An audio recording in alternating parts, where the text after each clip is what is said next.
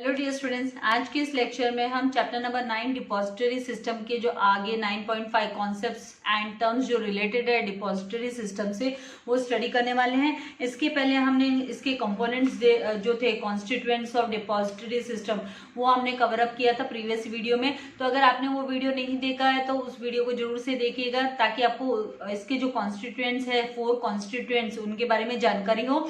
Now यहाँ पर ये लेक्चर स्टार्ट करने से पहले मैं आप सभी से रिक्वेस्ट करूंगी कि अगर अभी तक आपने चैनल को सब्सक्राइब नहीं किया है तो चैनल को सब्सक्राइब कर जल्दी से बेल आइकन बटन को प्रेस कीजिए ताकि आपको इसी प्रकार के लेटेस्ट नए वीडियो के नोटिफिकेशन सबसे पहले मिलते रहे।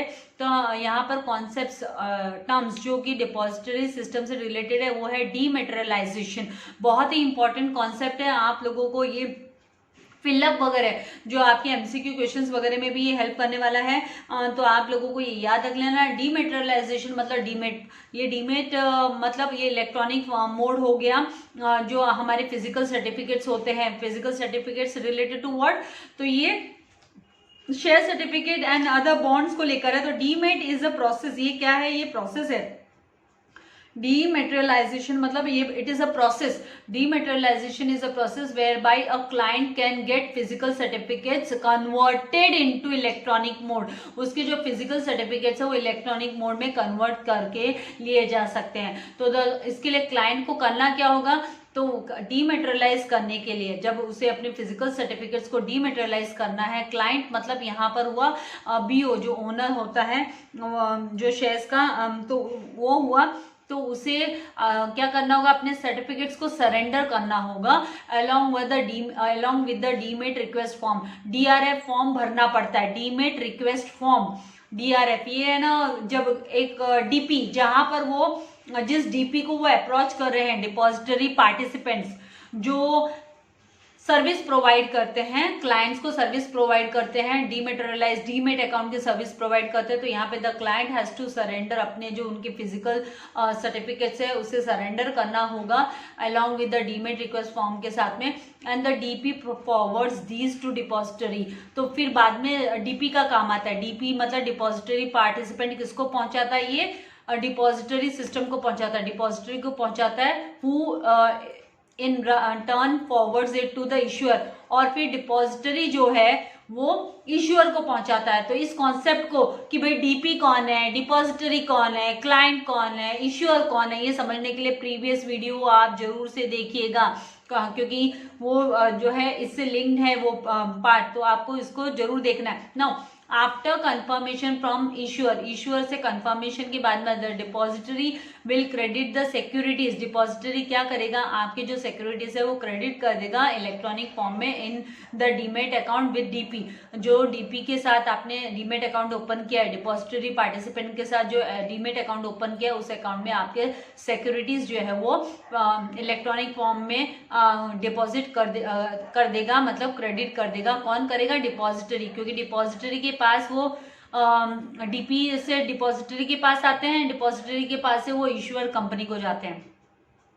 सबसे पहला रोल यहाँ पर किसका होता है, क्लाइंट का होता है। क्लाइंट अपने डीपी के पास सबमिट करता है demat request form and physical certificate submit करता है, फिर डीपी इसे फॉरवर्ड करता है डिपॉजिटरी को, एंड डिपॉजिटरी बाद में इश्यूअर कंपनी जो है उनको फॉरवर्ड करती है।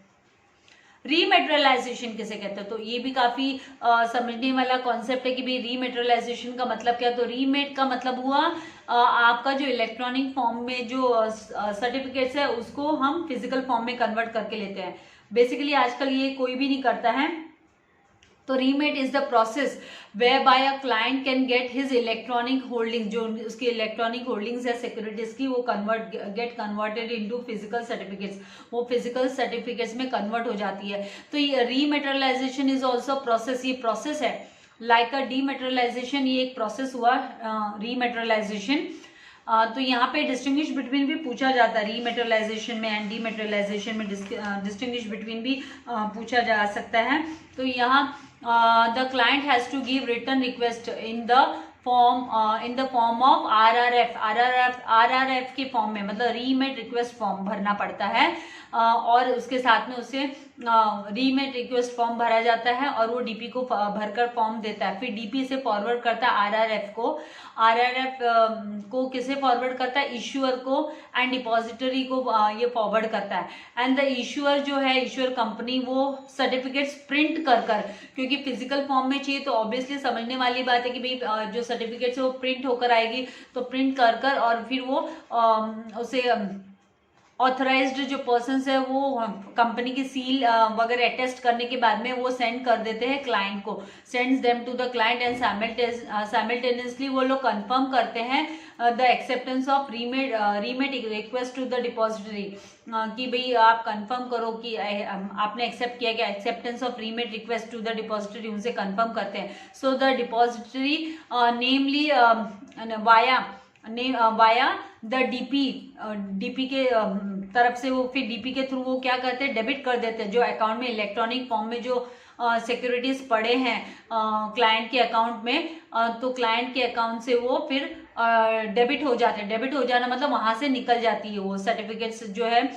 इलेक्ट्रॉनिक फॉर्म वाली सर्टिफिकेट्स रिमूव कर लिए जाते हैं क्योंकि क्लाइंट ने डिमांड कर ली फिजिकल सर्टिफिकेट्स की। तो फिजिकल सर्टिफिकेट्स जो है इश्यूअर कंपनी प्रिंट कर क्लाइंट को भेजती है और फिर है ना डिपॉजिटरी से जो डिपॉजिटरी को कंफर्म करने के बाद में एक्सेप्ट, जो डिपॉजिटरी ने रीमेट रिक्वेस्ट एक्सेप्ट की है वो कंफर्म करने के बाद में वो जो है डेबिट हो जाता है, डीपी के अकाउंट में वो डेबिट हो जाता है। जहां पर डीमेटेरियलाइज्ड अकाउंट ओपन किया हुआ है, डीमेट अकाउंट से वो डेबिट हो जाता है। देन फंजिबिलिटी किसे बोलते हैं? तो फंजिबिलिटी क्या है? इन फाइनेंशियल टर्म्स में अगर हम फंजिबिलिटी की बात करें तो इसका मतलब इंटरचेंजेबल।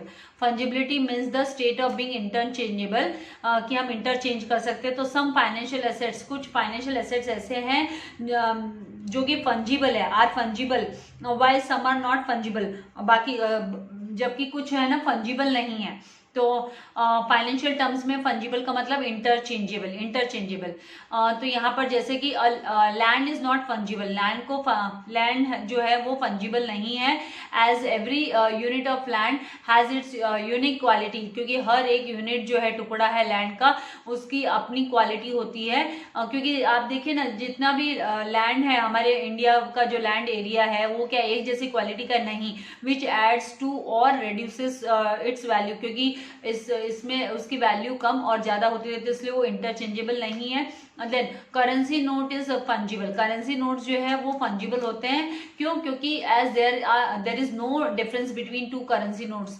जैसे 100 रुपए के दो नोट है, ठीक है, एक नोट आपके फ्रेंड के पास है, एक नोट आपके पास है, 100 रुपीज का ही नोट है। अब उसमें कोई भी उसका जो नंबर है, यूनिक नंबर कुछ भी रहने दो, उससे कोई फर्क नहीं पड़ता। वो करेंसी नोट अगर 100 रुपए का नोट है तो आप उसको इंटरचेंज कर सकते हो। आप अपने दोस्त को बोल सकते हो भाई है ना, अभी जो भी ओल्ड नोट भी जो चल रहे हैं मार्केट में, जो लीगल जिसे लीगल एग्जिस्टेंस रेसिंग हुआ है, लीगल करेंसी है, तो लीगल करेंसी को हम एक्सचेंज कर सकते हैं क्योंकि उनमें सेम वैल्यू होती है, मतलब सेम डिनोमिनेशन वाले नोट्स की वैल्यू सेम होती है। तो सिमिलरली जो सिक्योरिटीज इशू करती है कंपनी, सेम कंपनी इशू करती है, जब securities issued by the same company of the same class की सिक्योरिटी जब सेम कंपनी इशू करती है जिनकी वैल्यू भी सेम होती है, तो no matter who owns them, तो इससे कोई फर्क नहीं पड़ता कि उसको ओन कौन कर रहा है, who is owner of that, उससे कोई फर्क नहीं पड़ता है। इसीलिए the securities held in demat, जो सिक्योरिटीज डीमेट में पड़ी है, इलेक्ट्रॉनिक फॉर्म में पड़ी, तो दे आर फंजिबल। तो वो क्या है? फंजिबल है, इंटरचेंजेबल है, they are interchangeable.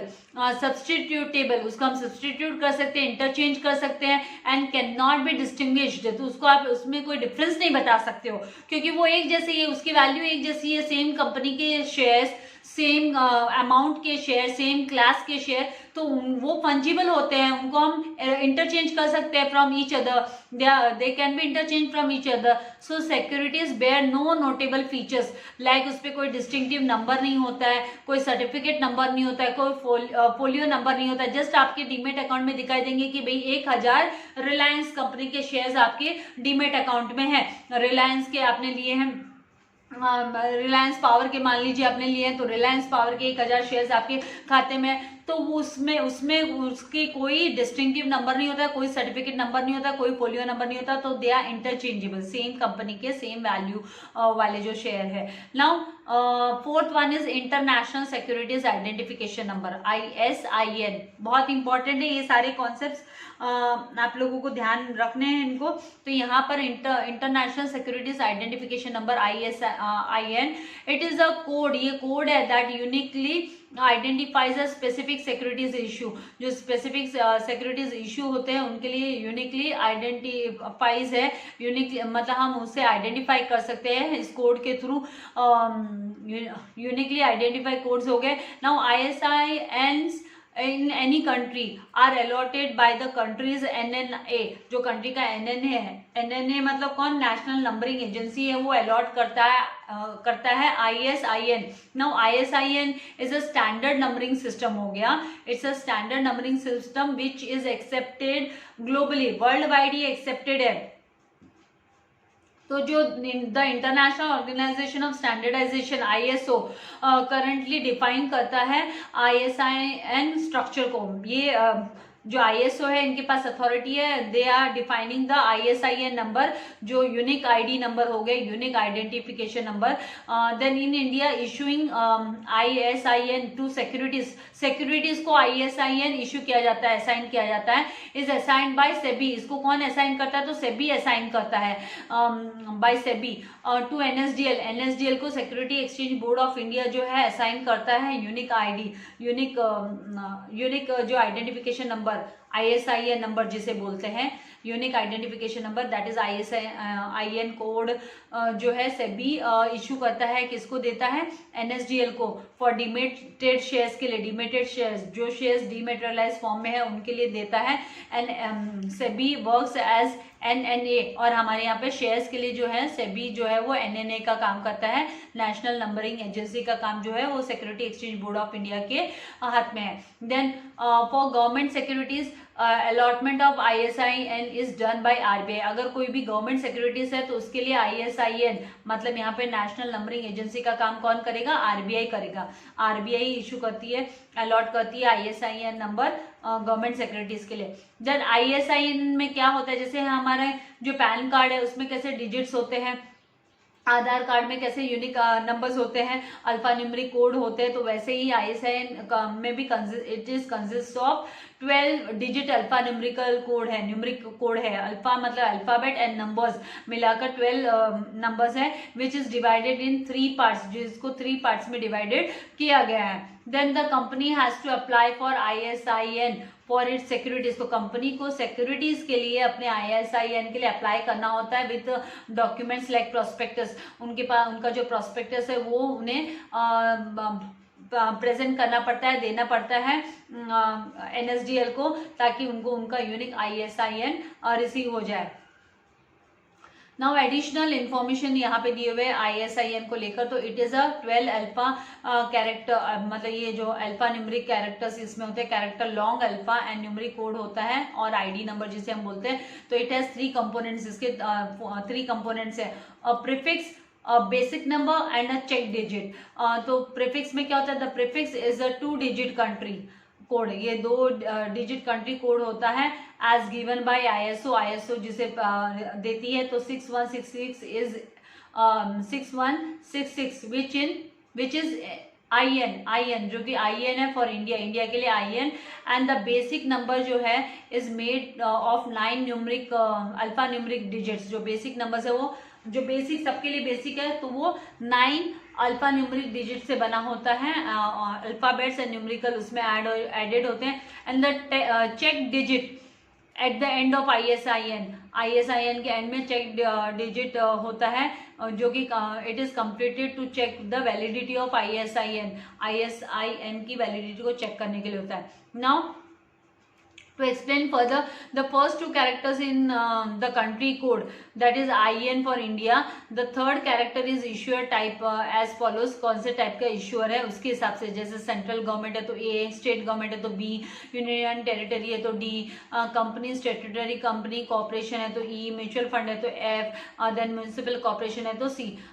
The 4th to 7th जो कैरेक्टर्स है नेक्स्ट 4 कैरेक्टर्स जिसे हम बोलते हैं, तो रिप्रेजेंट कंपनी का आइडेंटिटी को रिप्रेजेंट करता है, और विच फर्स्ट 3 लेटर्स जो कैरेक्टर्स होते हैं आर न्यूमरिक होते हैं, and the 4th is an alpha, वो एक अल्फा मतलब अल्फाबेट होता है. Now the 8th to 9th character represent the security type of a given issue and are a numeric code होता है वो. Some codes are given below. तो यहाँ पे सिक्योरिटी टाइप के कुछ कोड्स यहाँ पे समझने के लिए हमें दिए हुए हैं.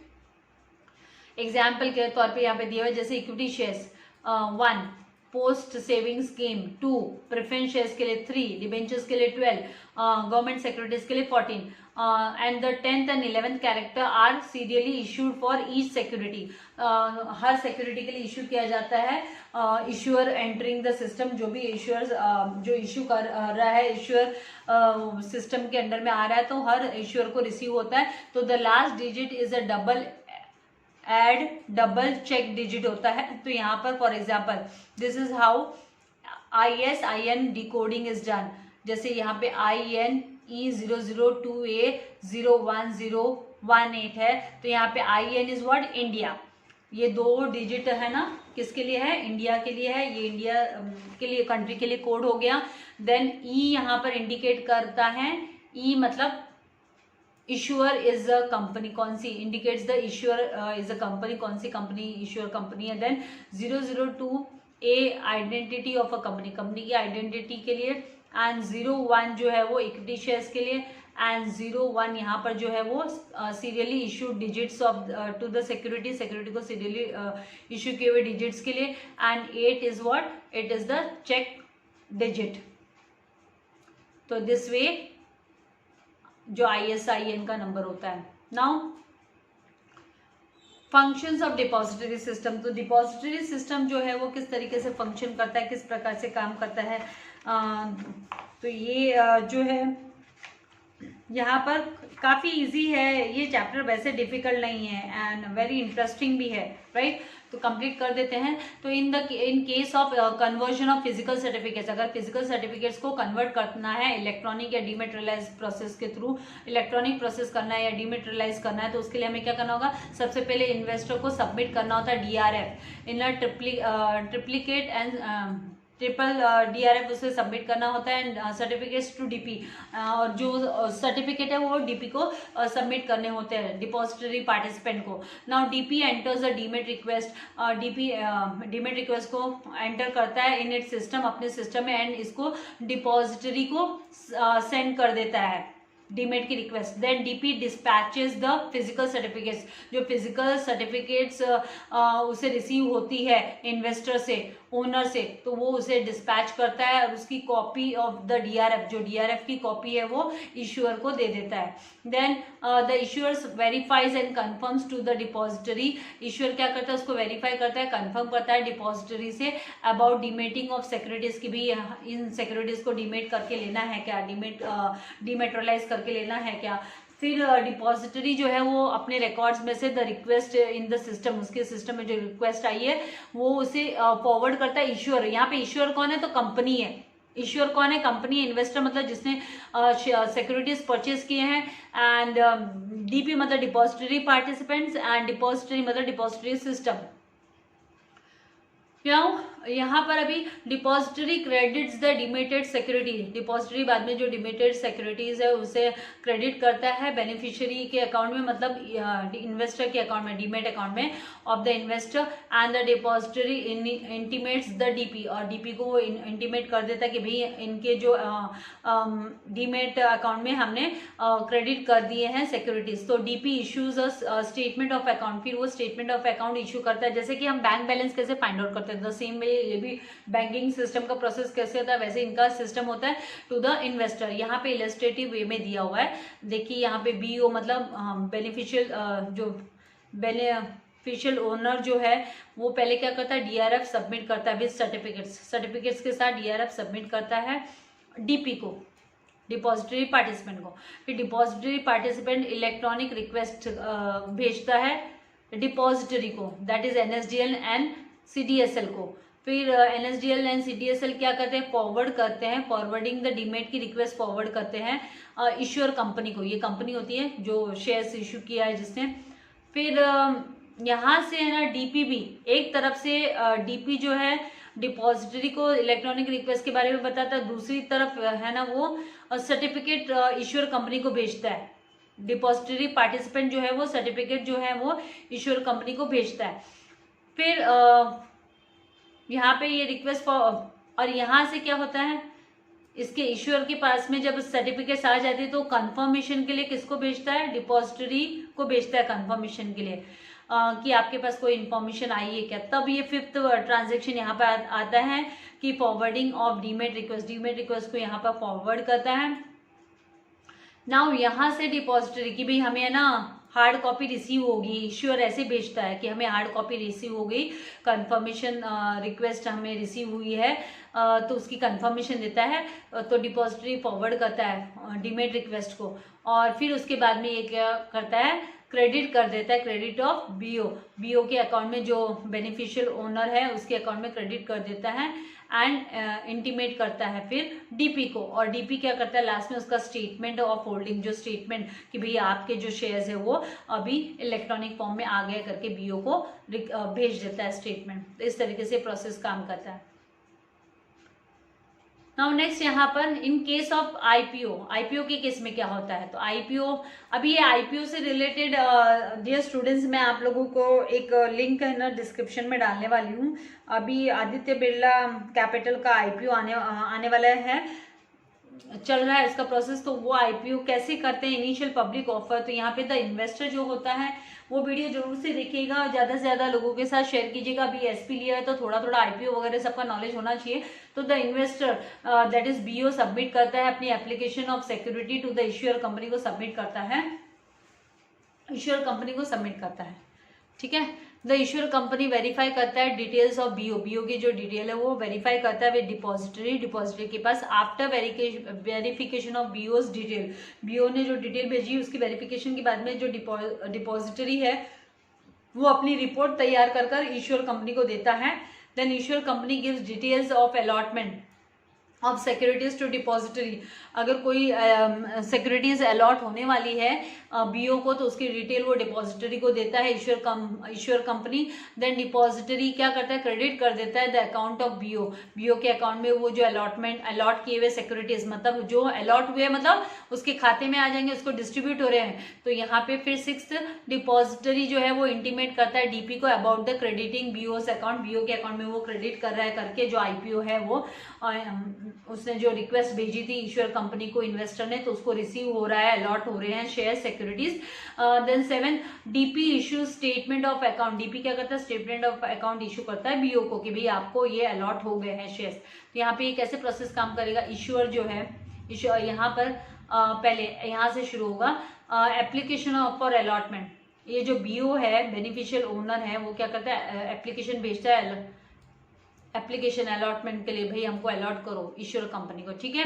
एप्लीकेशन भेजता है, यहाँ से इश्यूअर कंपनी क्या करती है बीओ का वेरिफिकेशन करती है, बेनिफिशियल ओनर के अकाउंट का वेरिफिकेशन करती है डिपॉजिटरी से, एंड देन वेरिफिकेशन के बाद में जो डिपॉजिटरी है एनएसडीएल सीडीएसएल वापस वेरिफिकेशन रिपोर्ट भेजते हैं इश्यूअर कंपनी को। फिर इश्यूअर कंपनी क्या करती है डिटेल्स ऑफ अलॉटमेंट, भाई कितने शेयर्स इश्यू किए हैं, कितने शेयर्स मतलब अलॉट किए हैं बीओ को, उसकी डिटेल पूरी भेजती है। फिर एनएसडीएल क्या करेगी, क्रेडिट करती है सिक्योरिटीज बीओ के अकाउंट में क्रेडिट कर देती है, और एक तरफ वो क्या करती है इंटीमेट करती है क्रेडिट के बारे में, डीपी को इंटीमेट करती है कि भाई हमने है ना क्रेडिट कर दिया है। फिर डीपी क्या करता है स्टेटमेंट इशू करता है। इस तरीके से होता है प्रोसेस। नाउ नेक्स्ट है transfer of securities under depository system, depository system के अंडर में कैसे सिक्योरिटीज ट्रांसफर होते हैं। तो in case of sale of shares, अगर शेयर सेल हुए हैं तो द ट्रांसफरर जो ट्रांसफर कर रहा है मतलब इन्वेस्टर है has to inform his DP, उसे है ना इन्फॉर्म करना होता है डीपी को बाय इशूइंग डीआईएस, उसे डीआईएस इशू करना पड़ता है, डिलीवरी इंस्ट्रक्शन स्लिप जो है वो इशू करना होता है, which is filled and signed with the details, जो कि फिल करके लिया जाता है, साइन करके लिया जाता है डिटेल्स के साथ में, ऑफ द सिक्योरिटी के साथ कि बेचा है करके। At the end of the transaction complete होने के बाद में the securities are debited in demat account, demat account से निकल जाते हैं बाहर, डेबिट हो जाते हैं, क्योंकि सेल कर दिया तो मतलब डेबिट हो जाएंगे, परचेस करते तो क्रेडिट होते हैं। तो transfer can be done of market trade, ये ऑफ मार्केट ट्रेड में भी हो सकता है या मार्केट ट्रेड में भी हो सकता है। मार्केट ट्रेड मतलब जो डेली ट्रेडिंग चलती रहती है उसके अकॉर्डिंग भी हो सकता है, या ऑफ मार्केट ट्रेड में भी हो सकता है। अभी ऑफ मार्केट ट्रेड अभी हम डिटेल में पढ़ेंगे। ऑफ मार्केट ट्रेड मतलब वो एजेंट्स के थ्रू वगैरह, शेयर ब्रोकर के थ्रू एंड ऑल। तो of market trade any trade settle directly between two parties, दो पार्टीज के बीच में कोई ट्रेड सेटल हो गया ऑन म्यूचुअल अग्रीड टर्म्स पे, कोई भी इन्वॉल्वमेंट नहीं होगा फॉर क्लियरिंग कॉर्पोरेशन का कोई इन्वॉल्वमेंट नहीं, शेयर ब्रोकर का इसमें इन्वॉल्वमेंट नहीं, तो वो ऑफ मार्केट ट्रेड हो गया। जब भी ब्रोकर वगैरह का, स्टॉक एक्सचेंज का इन्वॉल्वमेंट होगा तो वो क्या होगा, मार्केट ट्रेड होगा। तो यहाँ पे शेयर ब्रोकर और stock exchange is called off market trade, किसी का इन्वॉल्वमेंट नहीं, डायरेक्ट वो लोग ने अपनी डीलिंग कर ली। तो एग्जांपल्स इंक्लूडिंग लेगेसी ट्रांसफर्स, किसी को अपने जो विरासत में पड़े शेयर्स का ट्रांसफर कर रहे हैं, जो शेयर्स पड़े तो विरासत में दे दिए, गिफ्ट एज अ गिफ्ट दे दिए, शिफ्टिंग ऑफ सिक्योरिटीज, सिक्योरिटी को शिफ्ट कर दिया between a client and a sub broker के बीच में। तो यहाँ पे डिपॉजिटरी कैसे काम करेगा, DP1 सेलर जिसने सेल किया, तो DP से यहाँ पर DP एंड इसके बीच में इंस्ट्रक्शंस, फिर DP2 जो है डिपॉजिटरी पार्टिसिपेंट 2, वो बायर उसे इंटीमेट करेगा और वो रिसीव करेगा। यहाँ पर जो सेलर है उसे इंटीमेट करेगा और DP उसके खाते से रिमूव कर देगा। तो ये उसका प्रोसीजर हुआ। तो प्रोसीजर यहाँ पे क्या होगा, transfer that is seller gives delivery instruction देता है DP को कि भाई हमने डिलीवर कर दी है, डिलीवरी की इंस्ट्रक्शन देता है, ये इंस्ट्रक्शन पहुंचाता है DP तक। फिर DP to move securities from transferor's account, की ट्रांसफरर के अकाउंट से सिक्योरिटी बायर के अकाउंट में मूव करवा दो। फिर ट्रांसफर क्या करता है, that is buyer will receive the credit of the securities, उसको सिक्योरिटीज का क्रेडिट रिसीव हो जाता है, उसके खाते में आ जाता है securities through his DP into the buyer's account after confirmation from depository to the DP। और जो फंड है, मनी है, will be paid by the buyer उसको पैसा जो है वो पे कर देता है to the seller directly payment कर देता है। यहाँ पे पेमेंट जो है वो डायरेक्ट पेमेंट हो जाता है। देन B मार्केट ट्रेड किसे बोलते हैं, तो any trade which is settled through a clearing corporation के थ्रू, मतलब स्टॉक एजेंट हुआ, सेबी के थ्रू हुआ, स्टॉक एक्सचेंज के थ्रू हुआ, मतलब सेबी मतलब स्टॉक एक्सचेंज के थ्रू हुआ, is called market trade. These trades are done through stock brokers और ऑन स्टॉक एक्सचेंज, या तो स्टॉक एक्सचेंज में या स्टॉक ब्रोकर्स के थ्रू होता है, ब्रोकर्स के थ्रू। नाउ डिपॉजिटरी यहाँ पर क्या, DP जो है ब्रोकर को इन्फॉर्म करता है, DP जो है ब्रोकर को इन्फॉर्म करता है। पहले सेलर जो है वो DP को इन्फॉर्म करता है एंड ब्रोकर को इन्फॉर्म करता है। ब्रोकर एंड DP के बीच में अंडरस्टैंडिंग, वो लोग एक दूसरे से अप्रोच करते हैं। देन यहाँ पर ब्रोकर यहाँ पे क्लियरिंग हाउस के थ्रू ये क्लियर हो जाता है एंड दूसरे के बायर के उसमें चला जाता है। तो यहाँ पे transferor gives the delivery instruction to his DP, जो ट्रांसफर करने वाला है जो सेलर है वो DP को इंस्ट्रक्शन देता है। So securities move from the transferor के अकाउंट से वो ब्रोकर के अकाउंट में चला जाता है, ट्रांसफर के अकाउंट से वो ब्रोकर के अकाउंट में चला जाता है एंड ब्रोकर के अकाउंट से वो फिर clearing house. So securities then transfer from broker account to clearing house में चला जाता है and clearing house of the stock exchange as per delivery instructions के हिसाब से स्टॉक एक्सचेंज से वो फिर क्लियर हो जाता है। Now on the pay out day securities move from clearing house to the account of the broker of the buyer. Pay out day में क्या होता है, वो क्लियरिंग हाउस से अकाउंट जो ब्रोकर बायर के अकाउंट में वो चला जाता है। आफ्टर इंस्ट्रक्शन एंड कन्फर्मेशन के बाद में डिपॉजिटरी के से कन्फर्मेशन एंड इंस्ट्रक्शन के बाद में सिक्योरिटी मूव करता है बायर के अकाउंट में। तो इस तरीके से ये वर्कआउट करता है। प्रोसेस तो इनको कंप्लीट करने ही पड़ते हैं। अभी लास्ट ये जो है, इन केस अगर वो परचेस कर रहा है share, in case of purchase of share, ये तो सेल को लेके था। In case of purchase of share the client क्या करता है, ट्रांसफरी जो है sends the intimation to the DP, वो डीपी को इंटीमेशन देता है giving the detail of security bought कि मैंने भाई सिक्योरिटी परचेस किए हैं। फिर डिपॉजिटरी क्या करता है, आफ्टर द ड्यू प्रोसेस, वो जो प्रोसेस कंप्लीट करना है प्रोसेस के बाद में इन्फॉर्म करता है डीपी को टू ट्रांसफर या फिर क्रेडिट करने के लिए securities in the name of transferee, transferee के नाम पे, मतलब जिसने परचेस किया उसके नाम पे क्रेडिट करने के लिए बोलता है। And then DP makes book entries, फिर वो डीपी बुक एंट्री करता है, बुक में एंट्री करता है the accounts of investors to record all, जितने भी उसने सेल्स किए एंड परचेसेस है सिक्योरिटीज के वो सारे रिकॉर्ड करता है। तो आई होप यहाँ तक आप लोगों को समझ में आ गया। अभी लास्ट इसका जो टॉपिक है वो है डिपॉजिटरीज इन इंडिया, वो भी इसी में हम कवर अप कर देंगे। तो क्विकली हम इसको कंप्लीट कर देते हैं ताकि ये चैप्टर हमारा कंप्लीट हो जाएगा। The depository act of 1996 paved the way for establishment of depositories in India। अभी 1996 के डिपॉजिटरी एक्ट के बाद में क्या हुआ, यहाँ पे काफी इंप्रूवमेंट आया है, यहाँ पे एक रास्ता बन गया है डिपॉजिटरी एस्टेब्लिशमेंट के लिए, रास्ता खुल गया। तो देयर आर 2 डिपॉजिटरीज है विच एग्जिस्ट इन इंडिया में है, that is NSDL national Security Depository limited and CDSL that is central depository services limited यहाँ पर। तो NSDL मतलब नेशनल सिक्योरिटी डिपॉजिटरी लिमिटेड कब सेटअप हुआ इसका, तो ये एस्टेब्लिश हुई 1996 नवंबर 1996 में, and it is the first and largest depository है। And second it is promoted by IDBI ने इसको प्रमोट किया। Industrial Development Bank of India इसका फुल फॉर्म है, Unit Trust of India UTI and National Stock Exchange, इन सब ने National Security Depository Limited को प्रमोट किया। एंड NSDL का जो हेड क्वार्टर है वो कहाँ पर है, मुंबई में। ये सारी इंपॉर्टेंट चीजें हैं, आप लोगों को MCQ में पूछे जा सकते हैं इस तरीके की क्वेश्चन, तो ये सब आप लोगों को अच्छे से ये चैप्टर कर लेना है। Now NSDL is a public limited company. NSDL क्या है, पब्लिक लिमिटेड कंपनी है जो कि रजिस्टर्ड है अंडर द कंपनीज एक्ट के तहत। And NSDL provides various services, बहुत सारे सर्विसेज प्रोवाइड करती है टू द इन्वेस्टर्स को एंड अदर प्लेयर्स जो है कैपिटल मार्केट में, जैसे कि स्टॉक एक्सचेंजेस हो गए, बैंक्स हो गए, इश्यूअर्स हो गए, क्लियरिंग मेंबर्स हो गए एक्सेट्रा।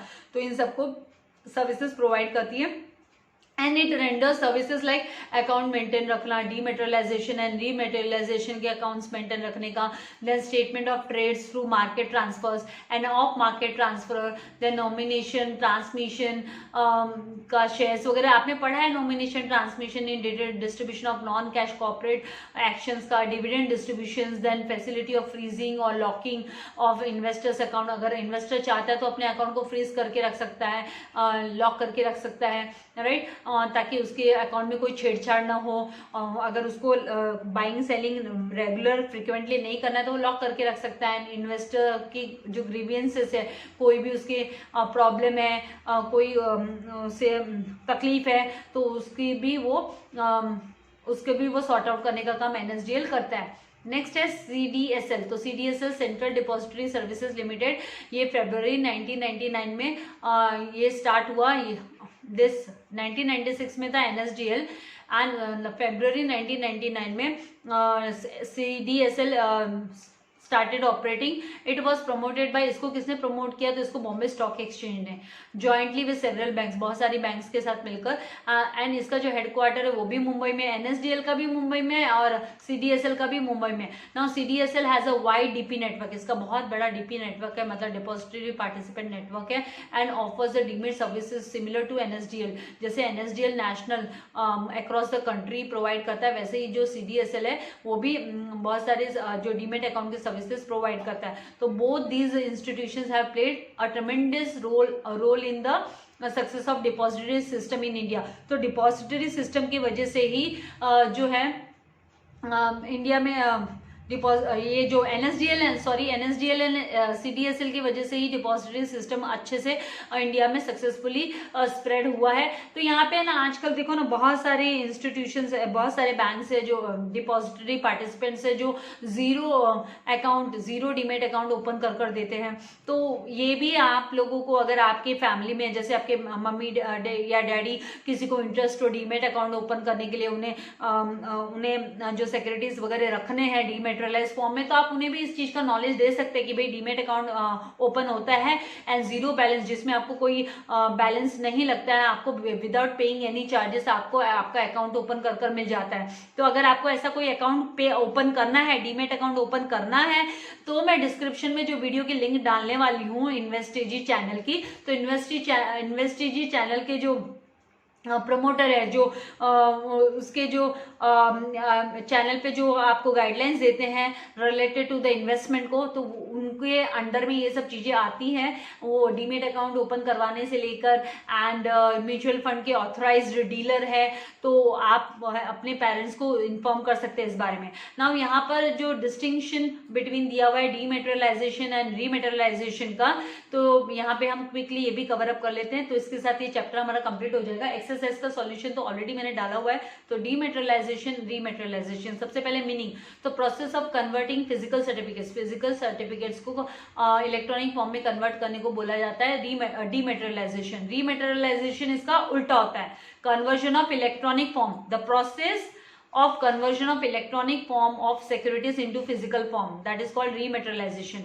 Now conversion को लेकर अगर बात करें तो the paper form of securities, इसमें क्या होता है, जो पेपर फॉर्म में सिक्योरिटीज होती है उसको कन्वर्ट किया जाता है डिजिटली, इलेक्ट्रॉनिकली हेल्ड सिक्योरिटीज में से कन्वर्ट किया जाता है। रीमेटेरियलाइजेशन में क्या होता है, the electronic records are converted into physical और पेपर फॉर्म सिक्योरिटीज में से कन्वर्ट किया जाता है। Then use the form, it uses DRF, ये कौन सा फॉर्म यूज करता है, डीमेटेरियलाइज अगर करना है हमें तो कौन सा फॉर्म यूज करना पड़ता है, तो DRF फॉर्म, जिसे हम बोलते हैं डीमेटेरियलाइजेशन रिक्वेस्ट फॉर्म। इन्वेस्टर उसे फिल कर देता है DP को, और यहाँ रीमेटेरियलाइजेशन में RRF फॉर्म फिल किया जाता है। तो it uses RRF, namely rematerialisation request form from the investor to DP। Now sequence की बात करें तो this is an initial process हुआ, it is a primary and principal function है डिपॉजिटरी का, एंड इसमें क्या ये रिवर्स प्रोसेस हो गया, इसको रिवर्स प्रोसेस बोला जाएगा। भाई जो डीमेटेरियलाइज किए हुए उसको आप क्या कर रहे हो, फिजिकल फॉर्म में कन्वर्ट करा रहे हो, तो ये रिवर्स हो गया। डिपॉजिटरी के लिए रिवर्स प्रोसेस हो गया। It is secondary and supporting function है डिपॉजिटरी का, और जो डीमेटेरियलाइजेशन है वो प्राइमरी एंड प्रिंसिपल फंक्शन हुआ, मेन फंक्शन। ऑलरेडी डिमेटेड सिक्योरिटीज को हम जब रीमेट करते हैं तो नाउ आइडेंटिफिकेशन ऑफ सिक्योरिटीज, तो कैसे आइडेंटिफाई करेंगे, तो demated securities have no distinctive numbers, इसके कोई डिस्टिंक्टिव नंबर्स नहीं होते, इसलिए हम बोलते हैं कि they are fungible, they are interchangeable. Now remated securities हैं, सर्टिफिकेट्स है, उनके डिस्टिंक्टिव नंबर्स होते हैं क्योंकि ये फिजिकल फॉर्म में होते हैं ना, हार्ड कॉपीज जो कि कंपनीज इशू करती है। देन सिक्योरिटीज मेंटेनेंस अथॉरिटी, तो depository is a custodian of securities and records, जितने भी सिक्योरिटीज है रिकॉर्ड्स है उसके कस्टोडियन कौन है, उसको कौन सेफगार्ड करता है, तो डिपॉजिटरी सेफगार्ड करता है। And the issuing company is the record keeping authority, यहाँ पर issuing company record keeping authority होती है अगर वो सिक्योरिटीज अगर मेंटेन करती है इन्वेस्टर्स के। देन डिफिकल्टी ऑफ प्रोसेस, क्योंकि क्या होता है जब फिजिकल फॉर्म में हो जाता है तो लेना देना ही नहीं है ना भाई, डिपॉजिटरी का कोई लेना देना नहीं है, फिर इश्यूअर कंपनी जाने और इन्वेस्टर जाने। Then difficulty of process, demat is an easy process है, जैसे मैंने आपसे कहा जीरो बैलेंस अकाउंट आजकल सब ओपन करके रखते हैं, तो छोटी छोटी अपनी सेविंग्स करते हैं, म्यूचुअल फंड में पैसा लगाते हैं, छोटा अमाउंट। अभी ये पैंडेमिक को देखने के बाद में तो बहुत लोगों में अवेयरनेस आया है, और वो अवेयरनेस और ज़्यादा क्रिएट करने के लिए इन्वेस्टिजी चैनल पे मिस्टर रवि है वो इन्फॉर्म करते हैं इसके बारे में, कि गाइडलाइंस प्रोवाइड करते हैं, नॉलेज देते हैं मार्केट रिलेटेड, MF रिलेटेड। तो आप लोग भी सब्सक्राइब कर चैनल को रख सकते हैं, फ्यूचर में आज नहीं तो कल आप भी अर्न करना स्टार्ट करोगे इनकम, तो आपको ये काम आएगा, एटलीस्ट आपको नॉलेज रहेगा मार्केट के बारे में, SP के स्टूडेंट्स हो तो। Also it is not a time consuming process, ये टाइम कंज्यूमिंग प्रोसेस भी नहीं है। So remat is not only the time, remat है is not only time consuming, ये है ना टाइम कंज्यूमिंग भी है, साथ ही ये कॉम्प्लेक्स प्रोसेस भी हो गया, ये प्रोसेस जो है कॉम्प्लेक्स प्रोसेस हो गया। Now these two processes are diametric opposites of each other, एक दूसरे के एकदम ऑपोजिट है, and remat reverses the results of demat के रिजल्ट को ये रिवर्स कर देता है, तो डायमेट्रिक प्रोसेस बोलते हैं हम इसको। और इसकी जो एक्सरसाइज की सॉल्यूशन है वो मैं ऑलरेडी है ना चैनल पर इसकी वीडियोस लगा चुकी हूँ, तो आप एक्सरसाइज को एक्सेस कर सकते हो। वीडियो को लाइक करना एंड शेयर करना नहीं भूलना है, और जल्दी ही जो नेक्स्ट चैप्टर है आप लोगों का डिविडेंड एंड इंटरेस्ट, उसका एक्सप्लेनेशन भी मैं लेकर आऊंगी। खाली आपको क्या करना है, ज़्यादा से ज़्यादा फ्रेंड्स के साथ शेयर करना है एंड लाइक करना, और अगर सब्सक्राइब नहीं करना किया है तो सब्सक्राइब कर बेल आइकन बटन को प्रेस जरूर करना। Thank you very much. God bless you all dear students.